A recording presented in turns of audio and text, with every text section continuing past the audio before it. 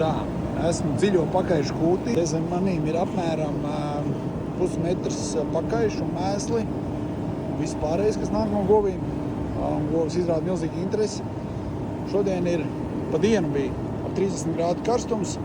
Un šeit kūtī ir temperatūras mitruma koeficients 76, kas ir vidēji augsts. Tātad govīm ir vidēji augsts karstums stress. Ja? Jādomā par veidināšanu, par dzesēšanu. Jābūt svaigam ūdenim. Tas, es domāju, ka šeit ir. Bet kas vēl šeit ir ļoti labi ventilātori uzlikt. Šitādus te rilati arī ved tieši no ražotāja, no Ķīnas. No turienes visi ved.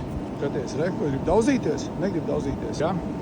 Un mēs te gribam izmērīt, kā tiek dzesētas govis. Pasties, kāds ir gaismas plūsmas ātrums. 1,7, 2,5 metri sekundē, kas ir ļoti labi. Ja? Tātad govis šādā te vēja plūsmā nepārkarst, tāpēc, ka viss tas karstums, kas ap viņu viņām veidojās, tas tiek aizdīts projām. Līdzīgi kā mēs stāvam vējiņā un nepārkarstam. Ventilators strādā lieliski, šobrīd uz pilnu klapi. Visiem to novēlu. Čau!